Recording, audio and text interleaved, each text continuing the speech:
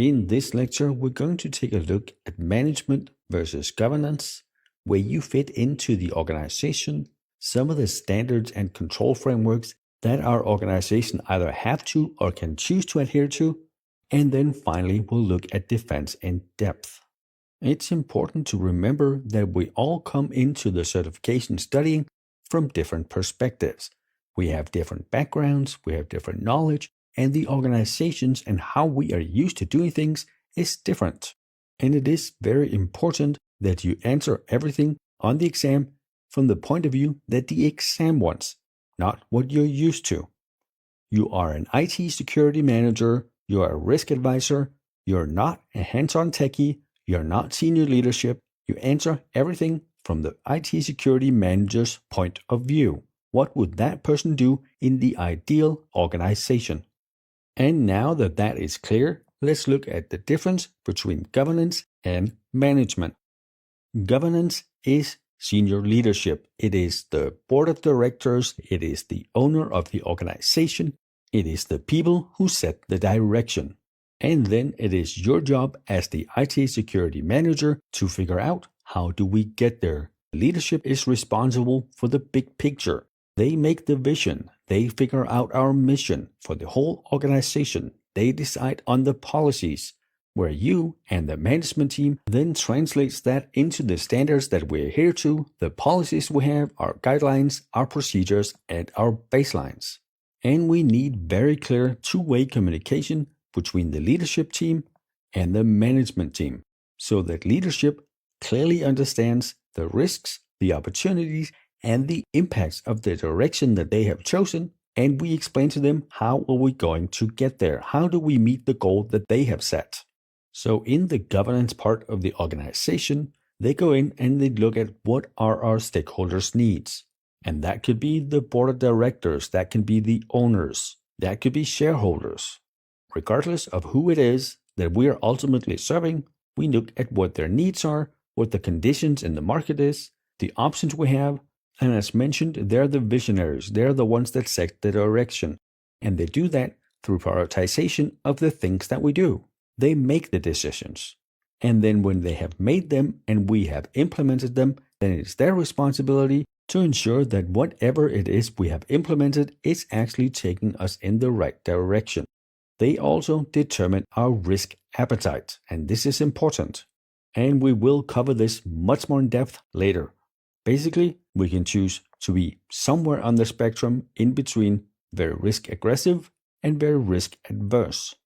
And regardless of what we choose for our organization, any choice has unique opportunities and unique threats.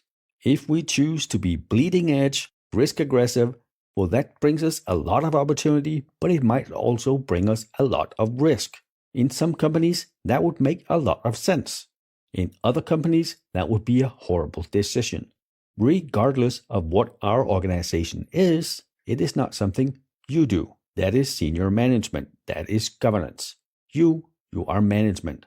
As management, we plan, build, run, and monitor the activities that is needed for the organization to align with the direction that the governance body has set.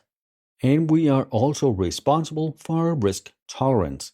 That is how we're practically going to work with our risk appetite decided by senior leadership within our environment. The image over here on the right pretty much explains what I just talked about. The business needs, the board of directors, the owners, whomever has something we need to do. That is then evaluated and made into something we need to go here. They then direct us, management. We then plan, build, run, and monitor whatever it is we're doing. And that monitoring then feeds back to senior leadership so they can ensure that we are on track.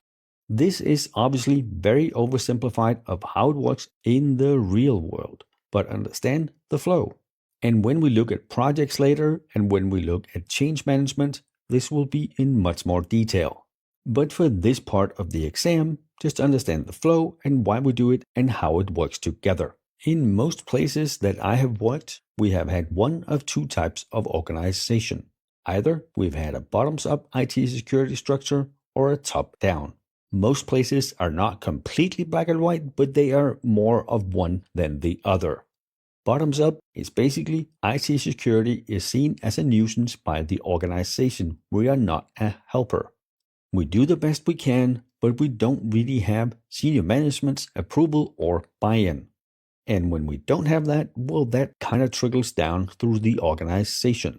Many organizations are like this until they have a major security breach. Then, often, they change to a top-down.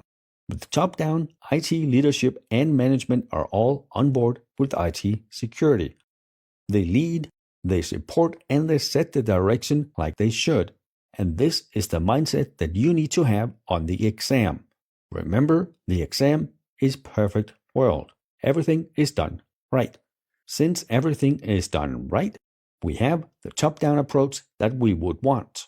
And now that we have that wonderful top-down approach, let's look at some of the roles of senior leadership, C-level executives.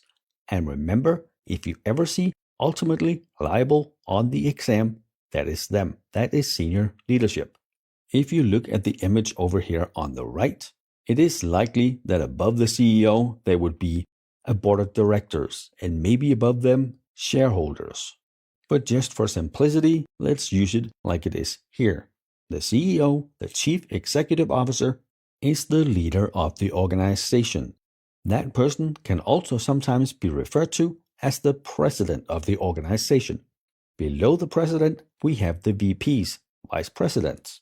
And there are in most organizations a lot more than I have depicted here and I have in my list, but for the exam I would know these.